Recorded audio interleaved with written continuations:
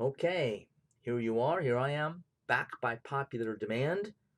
Well, okay, I'm just back anyway. We start our second unit, The Scientific Revolution, with its fancy subtitle, my fancy subtitle, Coming to Terms with Celestial Spheres. More on that in a while. In this unit, we're looking at the history of ideas primarily in the 17th century. So we're still in the same century as in the first unit. It's just in that unit, our focus was on the development of government in the 17th century in Europe. Here we're looking at the development of ideas. Wait a minute, this is about science, right? Yes, but science is also about ideas.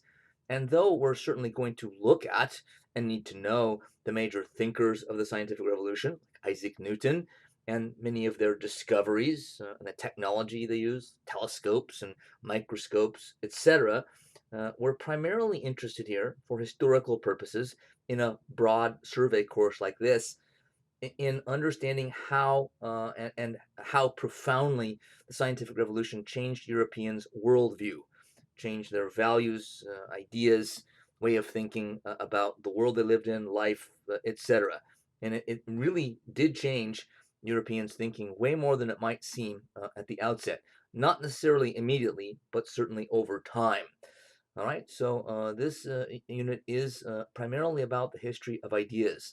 The scientific revolution was an intellectual movement, and we'll see other intellectual movements in this class, the Enlightenment, which follows on its heels in the 18th century and is very much related to it.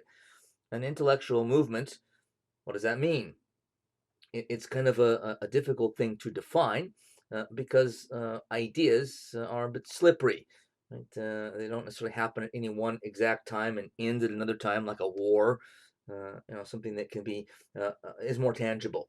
So let's put it this way: as a working definition of an intellectual movement, and it gets back to what I already said about the scientific revolution. An intellectual movement is a set of new ideas, sometimes mixed with old ideas, but if the combination or the new ideas alone eventually reach a critical mass and turn over the way society thinks, again, its worldview overall, then you have an intellectual movement on your hands. And the scientific revolution fits that definition, as does the Enlightenment. For something you may have background in, maybe you know about all this stuff already, I don't know. The Renaissance qualifies under that definition as well. So it's a very broad working definition, which kind of encompasses all the intellectual movements that we'll deal with in this class, and others that don't fit the parameters of this class because they're before this period or outside of European history. So with that being said, I'm going to read a quote from the beginning of a very good recent book on the scientific revolution as a whole, The Invention of Science by David Wooten. He said, "In the ancient world, no one imagined a day when the history of humanity could be conceived as a history of progress. Yet only a few centuries later, progress had come to seem so inevitable that it was read backwards into the whole of previous history. Something extraordinary happened in the meantime.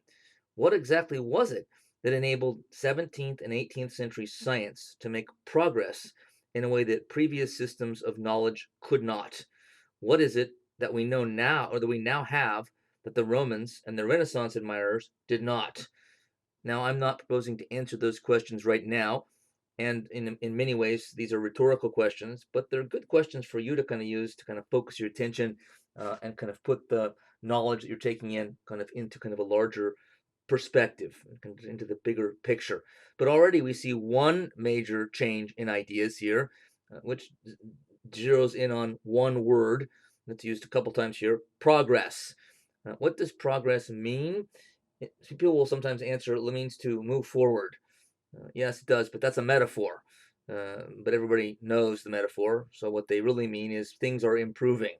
Yes, we're moving forward, right? But that's just a metaphor.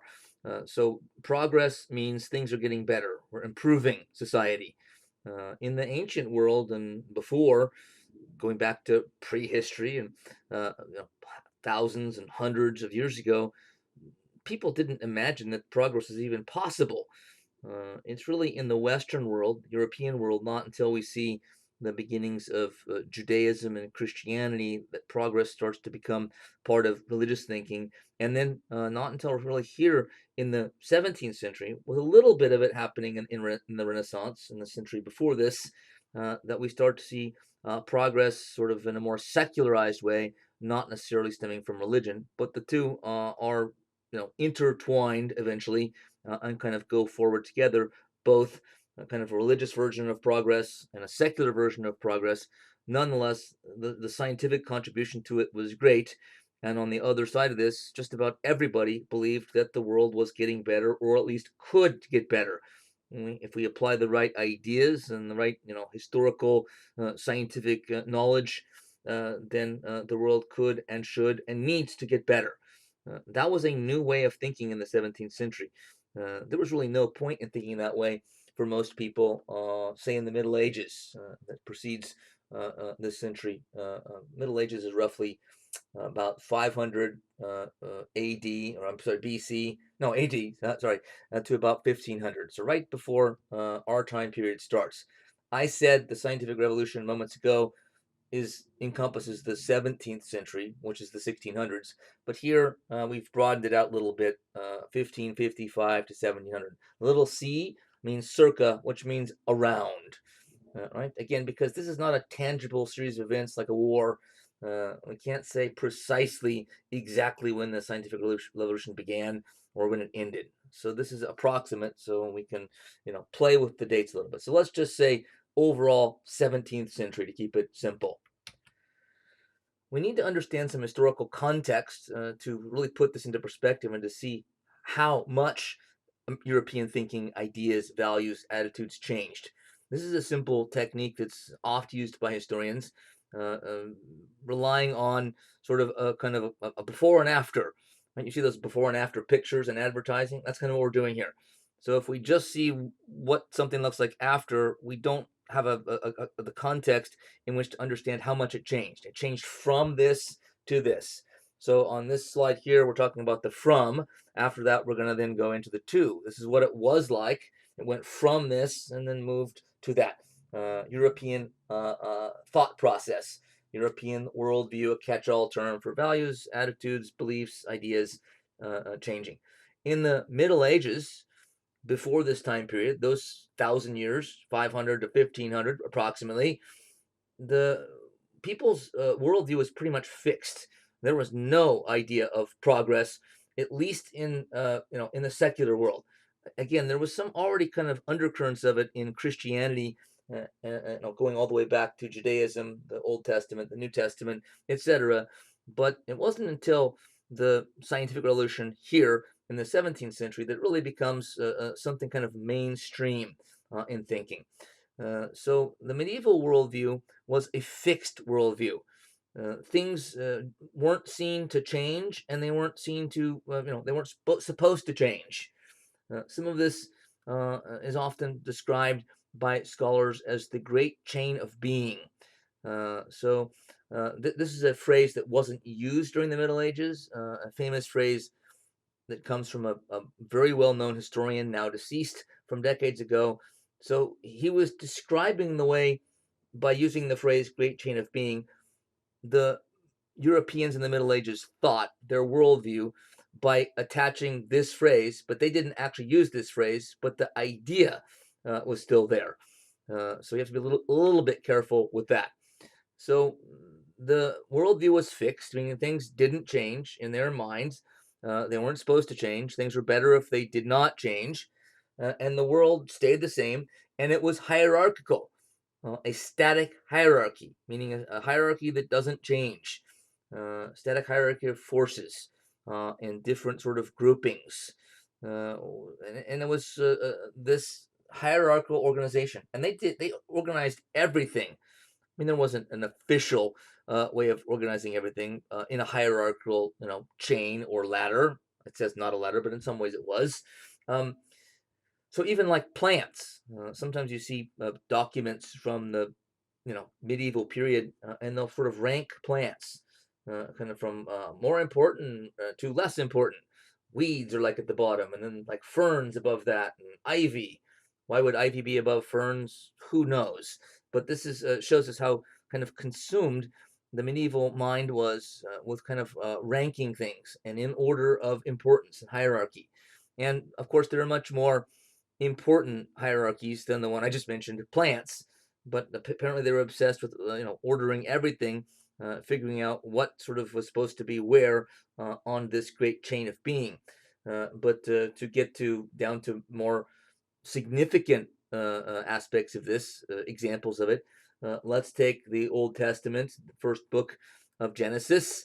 The book of Genesis is the first book in the Bible, right? And there's the famous famous passage that says, God created man in his own image and then gave him dominion over the birds and the fishes and everything else. So there's a hierarchical, static, set pattern right there. Right? God, then underneath that, human beings, and then under that, everything else. It's a simple one, only 3 parts, but it's clear that is the order, right, of importance, and it isn't changing. It's not supposed to change. But we can go from there to society, kings, maybe emperors and kings at the top, nobility underneath that, or kings, their royal family, nobility, middle class merchants, free peasant farmers, serfs, maybe somewhere in there, shopkeepers and craftsmen and artisans, shoemakers, etc., kind of tucked in there somewhere with the peasants. So there wasn't a clear, it might have differed from place to place where somebody or their livelihood or their social position ranked. But overall, it was important to Europeans to feel like they knew uh, who belonged where, what groups belonged where, and they weren't supposed to change. So you're kind of lucky if you're a king and everybody buys into the idea that everything's supposed to be fixed, static, hierarchical, because you're at the top and everyone's taught to kind of accept that's the way it's supposed to be. So if you're born into a poor peasant farmer family and start a revolution and to try to overthrow the king or take the land from the local noble living in your area, uh, that is considered to be right, out of bounds. You cannot change your status. Once a peasant, always a peasant. Now we can see right there how this is totally different than the worldview that we have now in the United States in the modern world. Wait a minute, we're supposed to be able to work hard and sort of succeed and achieve if we can, and move up the ladder from one sort of class to another, go from being working class to a middle class professional or whatever it might be. But this was seen as impossible, and when it did happen, certainly it did, it was seen as out of bounds. So if you were again a peasant farmer involved in a rebellion rising up against those sort of social superiors, supposedly, like lords, dukes, nobles, kings, uh, it was out of bounds. Why? Because it was sinning against God in part. So this brings us to the Bible and Christianity, which is on our screen as well. But how? Well, I think you can probably answer this yourself, and you already have. Uh, if God wanted you to be a nobleman, he would have made you a nobleman. He made you a peasant, therefore that's where you belong. How could God make a mistake? God is all knowing, right? God is all powerful. God is loving, so he must have put you in there as a peasant for a reason. You have no authority, right, to buck God's will and try to move up on the ladder when you weren't supposed to. God wanted you to be a peasant, or he wouldn't have made you one. Right? This was logic that was hard to refute in those days. Now it seems, unsensible to us or nonsensical to us today, but that's hence, right, the reason that represents such a gigantic change in the way people thought. So we can see again, sort of before and after. This is before the scientific revolution and modern thinking about humans' place in the world, or any individual or group's place in the world. The medieval tradition, the medieval mindset, accepted authority. Not saying there were no critical thinkers and nobody that challenged authority, but it was extremely rare because you were taught, again, to accept things that they were always the same, and that they stayed in a particular order and hierarchy. And this was backed up by, again, the Bible, Christianity. There was a corpus, a body of thought going back to the ancient Greeks, centered around Plato and Aristotle in particular, who you see here, who Aristotle himself was picked up as a sort of great thinker and incorporated into the synthesis of Christian thought by Thomas Aquinas, Catholic Church theologian, brilliant teacher, and one of the most influential minds, intellectuals in all of European history. But he certainly was, he synthesized Christian thought with Greek philosophy, Christianity with Aristotle, to keep it simple. But people accepted this authority without question.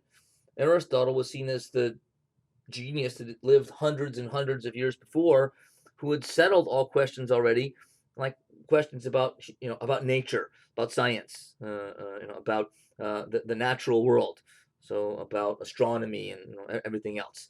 And so, if somebody had had the audacity in the Middle Ages to say, well, how do we know Aristotle is right about the number of continents that there are?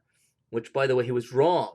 As brilliant as Aristotle was, and he was clearly that, he didn't know about two continents, North and South America, because Europeans hadn't gone to the Americas yet. So he said there were 5 continents, and he was off by 2. That's off by a lot. That's a pretty big percentage right there. But it was assumed for a long, long time that Aristotle must be right. So if somebody had the temerity, and they probably wouldn't have, to ask, how do we know Aristotle is right about the number of continents? You know what the answer would have been in the Middle Ages? He's right because he's Aristotle. Well, what? Another way in which we can see our thought process is extremely different now. Not in every way. A little of this holds on, but overall, that's not the way we answer. Certainly not about science and about nature, about the the physical world that we live in. So he's right because he's Aristotle. And if you asked that question and someone answered that way, you would have been kind of like, oh gosh, duh, what a stupid question. Of course, he's right because he's been the known authority and an expert on this for hundreds and hundreds of years. We're taught that we're supposed to just bow down to him because he solved all these problems and questions before, so we don't have to even think about them any longer. That's not the modern scientific way of thinking, not just by by scientists, but by us. We don't think that way when it comes to now. When it comes to religion, sometimes we still do. I'm not saying it's wrong, but it's still not the same as it was, in this period we're talking about, Middle Ages, and even in the 17th century. But sometimes you still hear, well, how do we know the Bible is the Word of God? Well, because it is. Okay, but how do we? Because it is. So you kind of a circular argument there that's similar to how do we know Aristotle is right? Well, because he's Aristotle, but certainly not in anything outside of sort of the religious realm, and not as much even there today. Getting kind of closer to the takeoff of the scientific revolution, not in time, but in terms of ideas, it was believed by the ancients in the ancient and medieval world that Earth and humans on Earth were the center of the universe.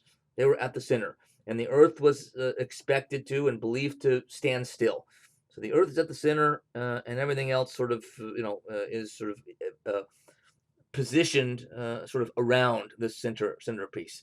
Now, of course, we know now that that's not even close to right. I mean, there isn't a center. There's no center to the universe. The Earth is just kind of spinning around somewhere in the vast universe, even in the vast galaxy of the Milky Way. We're not at the center of that. But this actually fit the Christian worldview quite well because it put sort of humans, right, as the only creatures created in God's image right at the center of the universe. So it made humans extra important in that sense.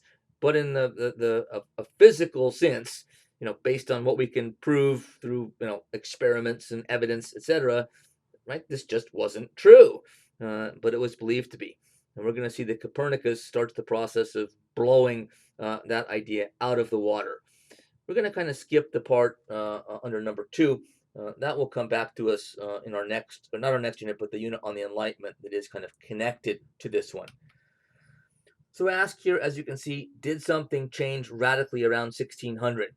And I'm going to answer this for you. Yes, something did change that was radical. And what is it that changed? Well, there's a number of ways to say it. Here you see on the screen in green.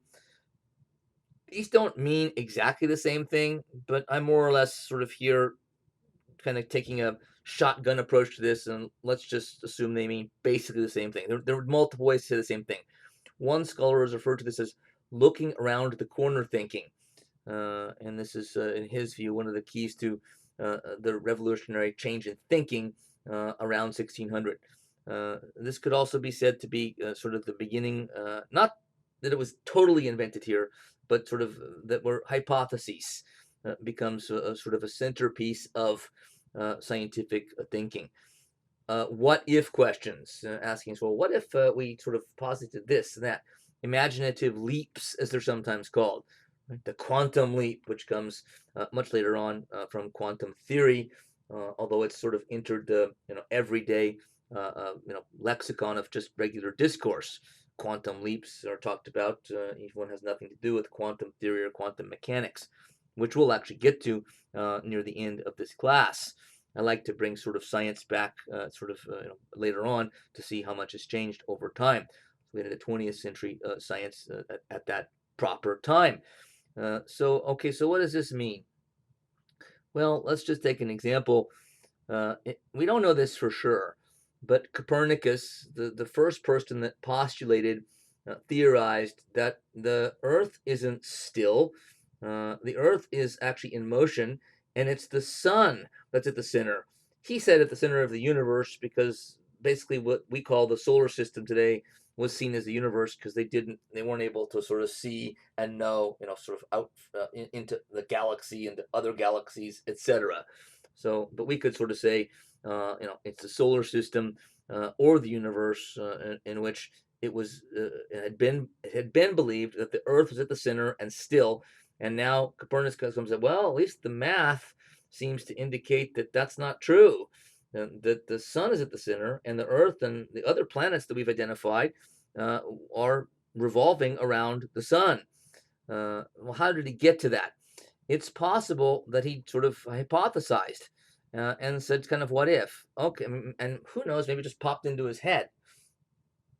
And this is kind of what if thinking. So the math could be made to kind of, you kind of fit the math to make it work, kind of like, fitting a square peg into a round hole. You could kind of force it in there, but it was awkward. It wasn't easy to do. And observing through telescopes, eventually, you could kind of make sort of a case that the Earth was still at the center and not moving, even by what you see in the heavens through a telescope. But it's kind of again messy. What you see on the screen are orbits around the sun, and that's not messy. That's smooth and fairly straightforward and simple, and what uh, scientists would call elegant. Scientists tend to like elegant explanations for things, not just because they're elegant, but they tend to think that they're likely to be more right, which sounds kind of silly, and it certainly doesn't have to be true in all cases, but I think it makes a little more sense than we might realize. Right? The universe, fortunately for us, is knowable through reason. Fortunate because we have the capacity to reason, and the universe appears to, we wouldn't be able to understand the universe, the planets and how they move or anything, if we weren't rational and the universe didn't sort of abide by rational laws, and didn't have to be that way. Think about it. Where is it sort of written that we were supposed to be provided with all of the apparatus, or at least some of it, to be able to connect rationally with a rational universe, which could bring us to questions about God and God's existence or not. And we'll have time to do that, or reason to do that later on, but not here. Why? Why would this be? Why is there a universe? Why is there something and not nothing? It sounds like a pointless question, but it's one of, I think, the great philosophical questions of all time, and I think it's still relevant even now. Why is there something when there could be nothing? Why is there a universe at all? Did there have to be a universe? Those are all extremely of course, complex and philosophical, metaphysical questions. So Copernicus may have thought on a whim, or trying to say, okay, I'm going to do maybe this was brainstorming. I'm going to brainstorm here, since the math can be made to work with a Earth-centered theory, right? The geocentric theory, Earth-centered, which was came from Ptolemy, an ancient thinker, supported by Aristotle. Uh, okay, but it's kind of messy. The observations and the math are both kind of messy. What if I just started with, okay, let's just say, for sake of argument, that that's the sun that's at the center of the solar system. It's stationary, and everything else is moving around that. Let's do the math on that. We don't know it. I don't know it's true. I'm just saying, what if it's true? Let's try it out. And sure enough, the math worked out better. The observations and telescopes worked out to be smoother and simpler, more elegant, like what you see here. And it may have started from nothing more than imaginative thinking. I don't know this for a fact. I don't know if anyone's even suggested it besides me before, but at the very least, it gives you kind of a way to think about this. Maybe even started with, okay, let's start with Venus and put that at the center and see how the math. Nah, it doesn't work out. Okay, let's try Mars. It doesn't work out. That works out more messy, and the math is harder to make work than even Earth. Well, what about the sun? Oh, wait a minute. That works better. So it was kind of a trial and error process of kind of what ifs. Looking around the corner means you're talking about the possibility of what might be there, speculating, hypothesizing without knowing, but then maybe having a way to test for it later on. So why do I say that something changed radically around 1600? It's a nice rounded off number. I'll come back to that. Because Nicolaus Copernicus, the Polish astronomer that was the first one to write a book, there was an intellectual hand grenade in its own time that basically did say that it's quite possible and likely, at least the math shows it, that it's not the Earth that's stationary and the center of things, it's the sun. And this is where we get back to celestial spheres. His book was entitled On the Revolutions of the Celestial Spheres, 1543. He published that on his deathbed, as you can see from above. His friends apparently pushing him to, agree to publish it, before he died or before it was too late. And he did. Why did he wait? It's not clear, but it's possible that it was because he understood how explosive it was going to be, how controversial it would be, and he didn't necessarily want to deal with the controversy. Maybe that's speculation by a lot of scholars. So he may have started looking around the corner, thinking, and again waited to publish for a long, long time. But if his book is the one, right, that I'm saying is the revolutionary one, and it really was, then why am I saying here, or asking here, did something change radically around 1600? Why wouldn't it be, did something change around 1543 or 1540, 1550? Am I rounding up? That wouldn't make sense, because if I was going to round somewhere, I'd round down, because right, 1500 is closer to 1543 than 1600. So why am I saying something changed radically then? And the answer is actually fairly simple. I'm getting out of place here. The answer is fairly simple, at least one of the possible answers, and that is, it often takes time for things to become comfortable for scientists and for people, for societies. And so it appears that the Copernican theory, when it was first published, and he died, right after, but for the first generation, even the second generation after scientists or scientific thinkers astronomers, mathematicians began to read his work, and it was only them that read at that time. Hardly anyone knew about this theory until much, much later. But those that did, scientific thinkers, almost all, or educated people all, they had a tendency to sort of pour cold water on it and say, no, it's not likely to be true. And part of the reason is what we're saying is it takes time, which brings us to the cultural meaning of the scientific revolution. As you see on the left, it's a book by a famous historian at UCLA. Her book is brilliant. It was written, I think, in the 70s, but it's still makes for a very good reading today. And among other questions and issues, she asked the question, does science have to fit in with what people think in other areas of life, or in overall in that time and place, to be accepted, or is it accepted strictly on the basis of its truth? Right? I mean, if it's demonstrated to be true and has data and evidence and everything sort of there to accept that it's true, does that automatically mean that society as a whole is going to accept it as true? I think we already know the answer to that, though it is somewhat arguable, uh, isn't it? No. It takes more than that. Just because it's true doesn't mean it's going to be accepted. Some people will reject the truth, partly because it's not comfortable. And so what we're saying here is that Copernicus his ideas didn't really do something revolutionary until around 1600. Keep getting out of place. Sorry, I'm making you dizzy. Because it took a couple of generations for other thinkers that followed him to kind of wrap their heads around this in a way that they embraced it. So when Copernicus first published and died, other astronomers and thinkers were less apt to take this seriously, because it jarred their sensibilities, as they weren't used to this kind of radical theory. They're used to the theory that says the Earth is at the center and stationary, doesn't move.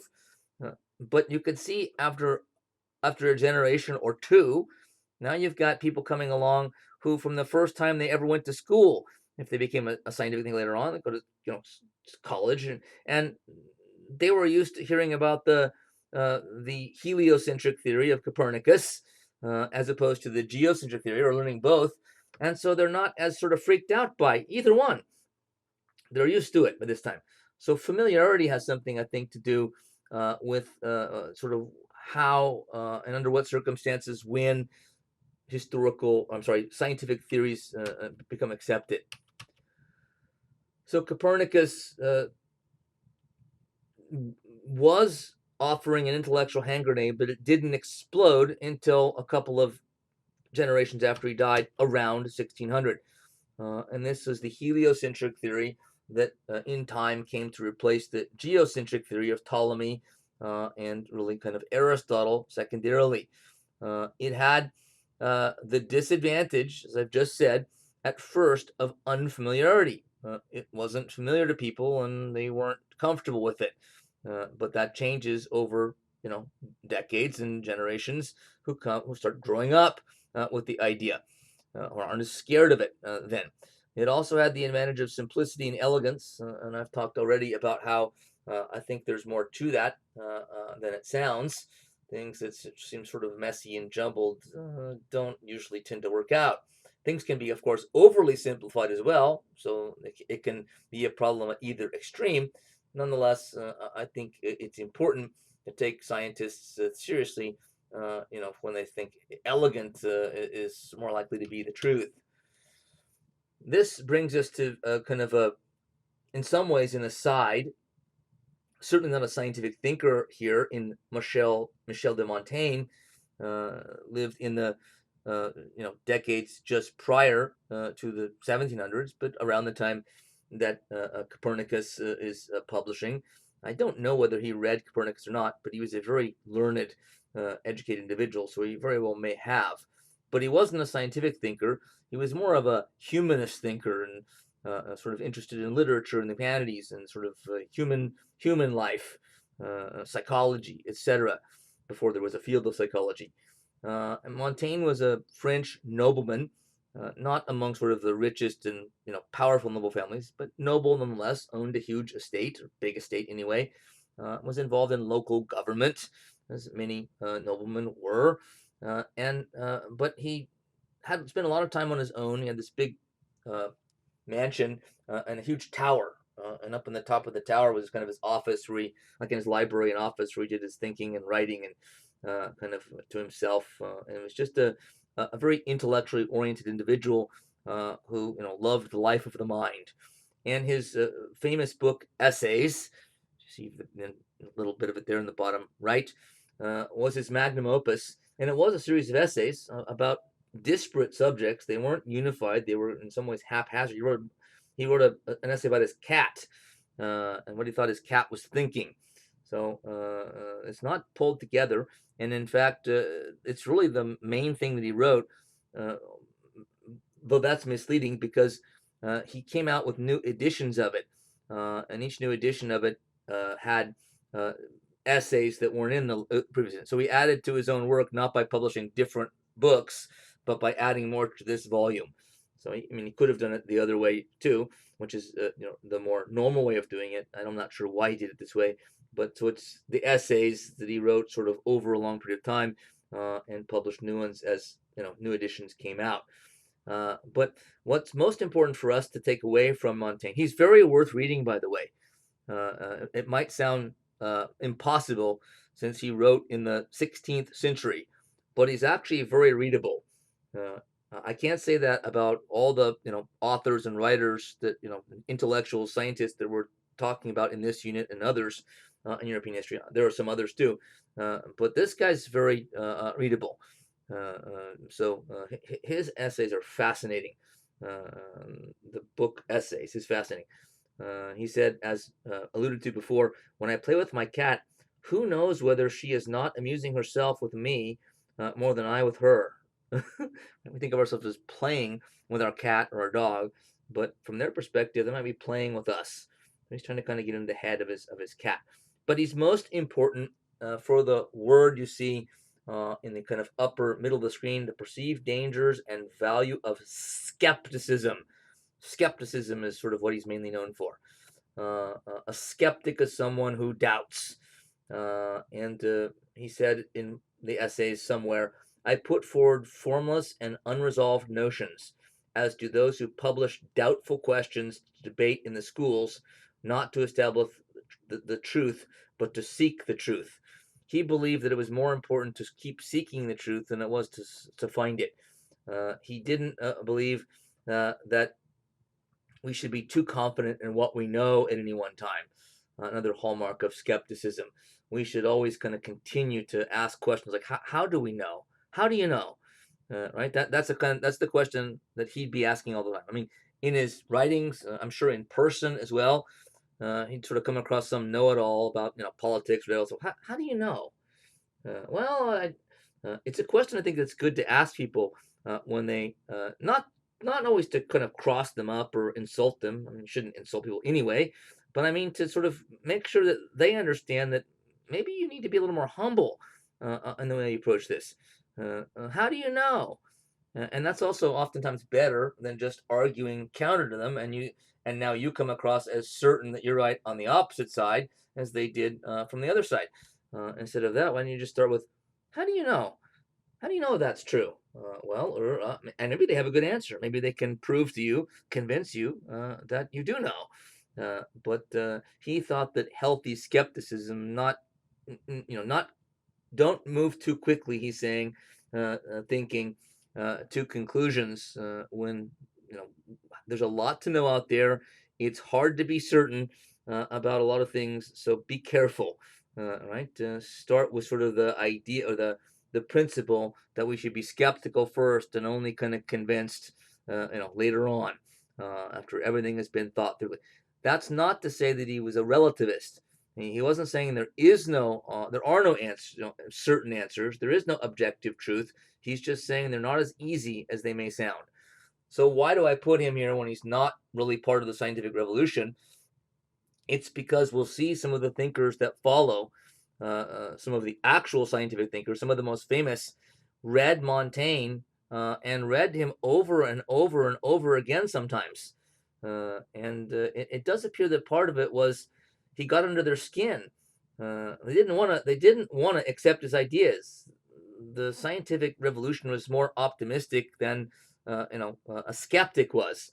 They weren't like about skepticism. They were about, no, we want to put together knowledge that we can be confident is true. But then why are so many of them going back and reading Montaigne? Most of them after he was already dead, and sometimes repeatedly. It does appear that they're like thinking, okay, we don't want to believe this guy, but there's something in there that he seems to be right about. I don't want to think that, and then move away from it and come back and read him again. Montaigne was kind of in many of their heads, as we'll see. Tycho Brahe, Danish astronomer, a much bigger contributor to the scientific revolution than you might realize because you probably never heard of him before. By the way, sorry for my curly Q, font here, but I couldn't help it. I like this one, but this one is a little harder because it's an unrecognizable or not common name. So it's Tycho Brahe, Brahe, and I can say up front, nice mustache. That's cool. I got to get me one of those. So there actually were mustaches like that. Maybe not quite that pronounced, although maybe. So Brahe was actually a major figure in the early scientific revolution, as you can see here. But the main reason I'm not talking about the many other ways that he contributed, though I could. I'm using him for one purpose, to reinforce what I said about science, scientific ideas, discoveries, theories not being necessarily accepted right away. It takes time, generations sometimes, for the ideas to be accepted, partly, not completely, partly because of lack of familiarity. Once it becomes familiar, somebody grows up with the idea, okay, I've learned from the time I was a kid that the sun is at the center and the earth is moving around it. Big deal. What's so scary about that? So he almost is too perfect a supporter of this idea that I sometimes hesitate to continue to use this. It's almost too perfect. This makes me suspicious. Why? Because look at when he lived. Right? Born in 1546, died in 1601, but that would put his sort of productive years kind of maybe in the second generation after Copernicus, sort of the beginning of the second generation, somewhere in there, which means he's kind of midway between Copernicus and 1600, right around the time when this got sort of Copernican theory, heliocentric theory, got accepted by scholars and scientists, basically, whole hog. And so what do we see here at the midway point between those two? You guessed it, a guy in Brahe who comes along who combines the two theories, the geocentric theory of Ptolemy and the heliocentric theory of Copernicus. David Wooten, I've already quoted, says, in place of the Ptolemaic and Copernican systems, he proposed his own geo-heliocentric system, which was geometrically equivalent to Copernicanism, but had a moving sun and a stationary Earth. And you can see a diagram of it there on the left. I'm not going to go through it. It is kind of fun to sort of see how he combined the two. So my point is that he seems like a perfect example of this idea of familiarity and unfamiliarity. He was in the middle, so it seems like he was part familiar with and okay with the new way of thinking, and part still with one of his feet stuck kind of in the past. It's like I got one foot in the old-fashioned geocentric theory, and I can put one foot forward into the heliocentric theory, but I can't make myself go further. I'm kind of stuck in the middle. So he's sort of on sort of a partial path to full embrace of Copernicus. Again, almost too perfect, but I think there's something to it.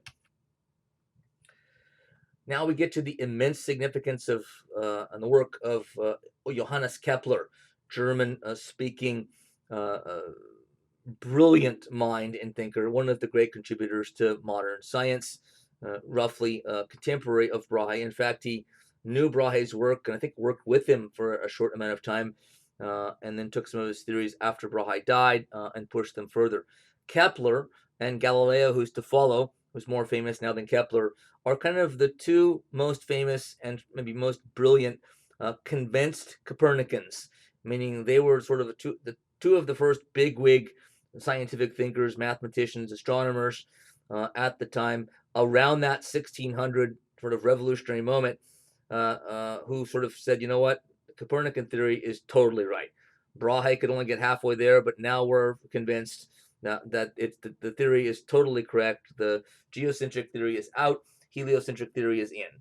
That doesn't mean Europe accepted it yet, because most Europeans still didn't even know about this stuff, but it was certainly moving in that direction. Kepler, again, extremely gifted. Some of these guys are interesting to learn about just because of the intricacy and genius of their minds. To give us an example,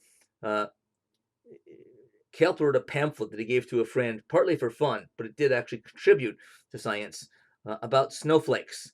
I put snowflakes, meant snowflakes, and I'm paraphrasing him. He didn't actually say this way, but apparently he was out walking in Prague, Czechoslovakia one day, and it was snowing. And he just sort of was looking at snowflakes coming down. In an instant, this story could be embellished, but in an instant, apparently, kind of said to himself, "Aha! All snowflakes are unique, but they're all six-cornered." Wait, what? How did you know that from watching them sort of fall? Well, it's not because he had great vision. It's because he just had a brilliantly mathematical mind and kind of mechanical mind. And he ended up being right, of course, which is incredible. So he wrote a pamphlet on snowflakes and how that sort of actually helped to understand sort of bigger picture things about the physical world. David Wooten, again, talking about this, says, if God was a mathematician, and who could doubt it, tongue in cheek somewhat, then one must expect to find a mathematical logic in the most unexpected places. For example, in the organization of the solar system or in a snowflake. And of course, implied is kind of everything in between. Kepler's contributions, again, were immense. Perry says, our textbook author, he gave sound mathematical proof to Copernicus's theory and demonstrated that mathematical relationships can describe the planetary system. So one of the first, Galileo, we'll see, is in the same kind of category, does some of the same things in believing correctly, as it turns out, that everything in the universe actually sort of accords with reason. And since we can reason, we can, at least theoretically, and in many ways already practically, sort of know how the universe works. It's rational, we're rational, we can connect to it, understand it.